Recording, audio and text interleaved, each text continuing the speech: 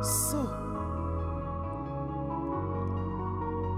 YMC, GLM Assomedia. Bonjour à tous, bienvenue sur la chaîne GLM Assomedia, le média business crypto. On parle un peu de tout, on peut parler de sport, d'art, on peut parler de tout, mais pour le moment, on est concentré sur le marché des crypto-monnaies qui est en plein essor. Voilà.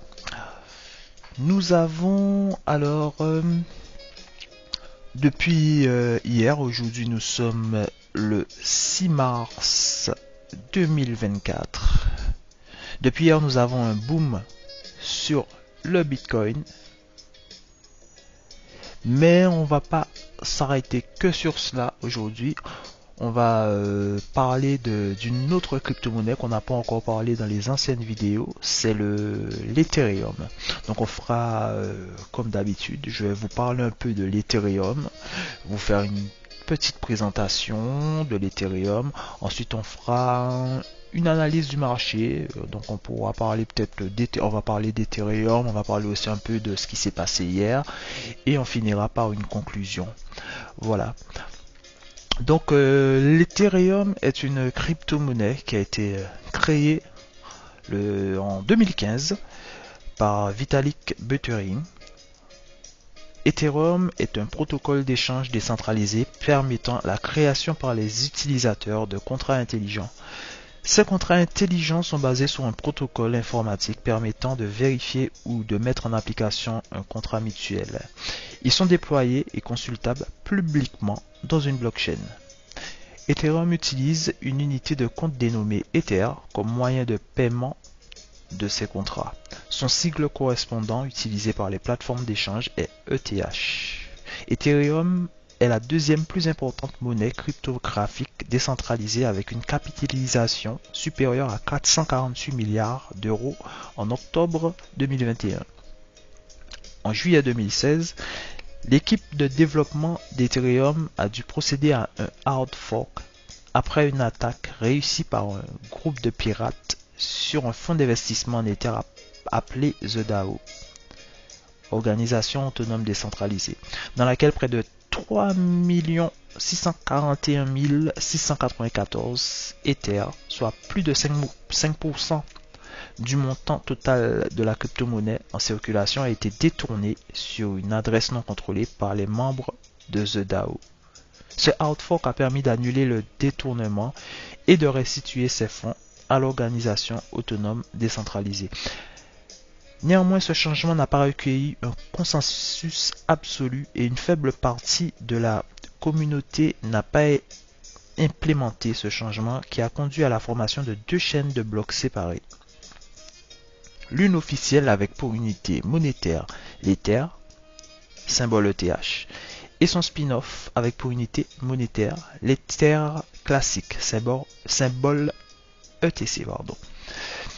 Comme d'autres crypto-monnaies basées sur la technologie de la blockchain, Ethereum a été critiqué pour son empreinte carbone très élevée.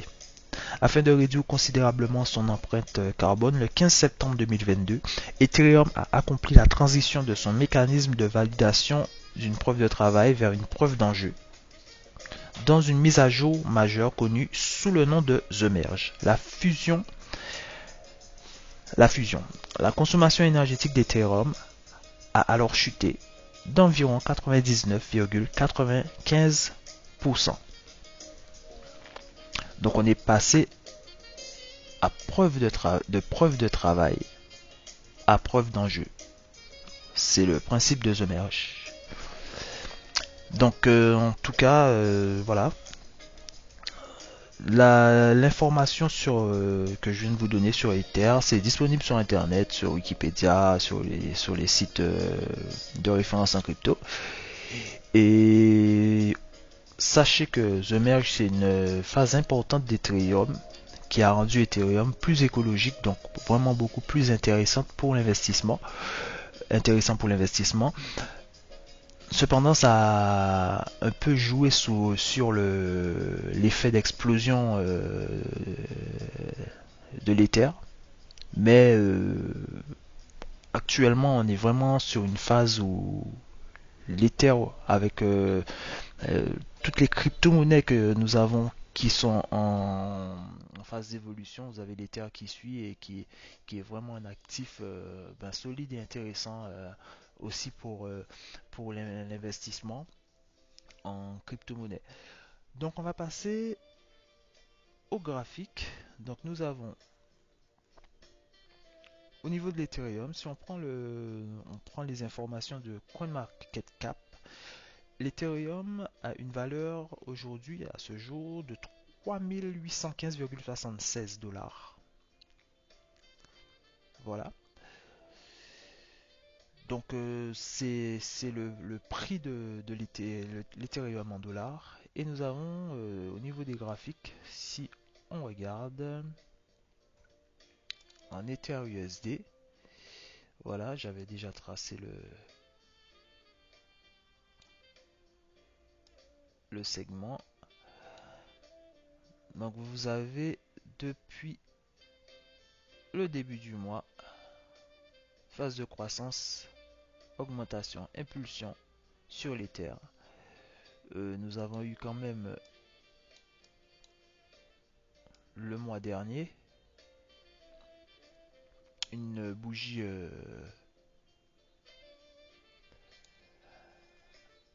là, je dis le mois dernier, excusez-moi, hier nous avons eu une correction. Donc c'est par rapport à ce qui s'est passé hier sur le Bitcoin. Donc voilà, donc en prenant aussi les graphiques, le graphique de l'Ether au niveau du mois, on peut voir l'évolution de l'Ethereum. Donc un pic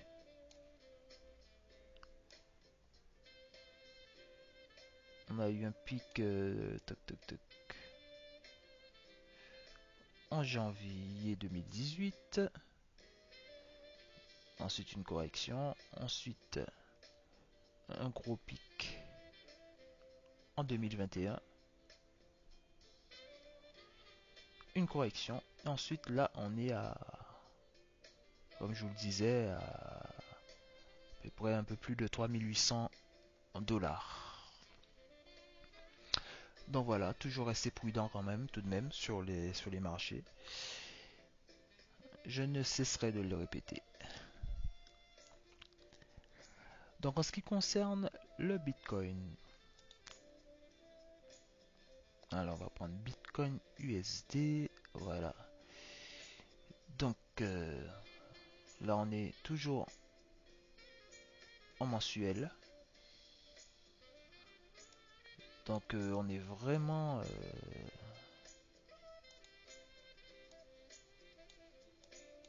comme on dit sur internet, bullish.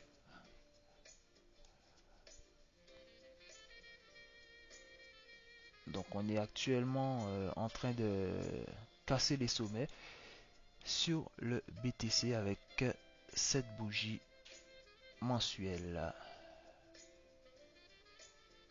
où on a atteint hier presque, ouais, presque 68 000, presque 68 500. Donc vraiment on est déjà sur, on a déjà atteint vraiment des sommets. On espère que ça continue, mais disons-le, le marché ne va pas rester éternellement à la hausse. Il y aura la correction, toujours la correction. Euh, Par exemple, en prenant le graphique journalier, nous avons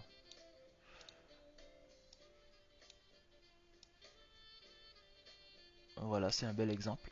La correction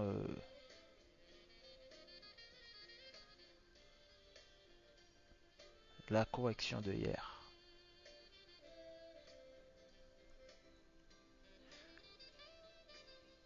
Donc on est monté, mais ça a été corrigé tout de suite. Et avant la fin de la journée, on est redescendu quand même à moins de 60 000 $. Donc c'est pour que vous voyez que c'est vraiment spéculatif. Mais aujourd'hui, on est en phase quand même de consolidation du mouvement et de la zone. Hop, on va prendre une petite ligne horizontale. Allez, hop. Donc voilà. Aujourd'hui, on est sur le Bitcoin 66 588,83. Donc c'est toujours intéressant. Donc voilà, c'est vraiment une analyse graphique rapide, mais là on a terminé. On va faire une petite conclusion. Donc il y a quelques éléments que je voulais évoquer avec vous. Donc pour la conclusion,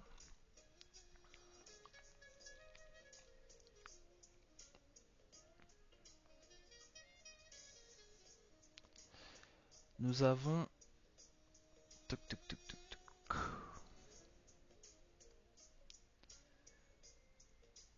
donc voilà. Nous avons cette question. Le marché a-t-il anticipé les effets du halving et des annonces sur les ETF? Donc, est-ce que les mouvements haussiers que nous avons là, ce sont des mouvements qui ont été déjà anticipés pour le futur et que c'était le gros mouvement? Est-ce que c'est ça? On ne sait pas, mais on le verra bien. Il faudrait peut-être que le marché rachète les gains de ce mois-ci pour avoir un franchissement de la résistance selon l'évolution du marché. Donc pour franchir vraiment ce palier-là, le palier haut que nous avons ici et monter sur des sommets, est-ce qu'il ne faudrait pas qu'il y ait une correction peut-être un peu plus basse, disons, avant de repartir sur les plus hauts, en sachant que si le marché a anticipé, donc c'est peut-être ce qui va se produire. Ensuite, c'est un bear market que l'on fait de l'argent, mais selon l'évolution du marché, il faudrait qu'un palier soit franchi pour sortir de la zone psychologique habituelle. Donc, c'est ce que je vous parlais pour vraiment passer à notre palier. Pour sortir de cette zone, il faudrait que les acteurs reconsidèrent leur position et améliorent leur stratégie. Pensez crypto. Cependant, les cours ne peuvent pas se maintenir indéfiniment à la hausse. Voilà, c'est la conclusion. Donc, n'hésitez pas à mettre des commentaires si vous avez des infos aussi, des éléments et des questions. N'hésitez pas. En tout cas, on continue à suivre le marché et l'évolution du marché des cryptos. Voilà, j'espère que cette vidéo vous a plu. Si cette vidéo vous a plu, n'hésitez pas à mettre un j'aime, à vous abonner à la chaîne et à activer la cloche des notifications pour les prochaines vidéos. En tout cas, je vous remercie de m'avoir écouté. On est le 6 mars 2024. C'est JLM Asso Media pour vous servir. Bonne journée. Au revoir.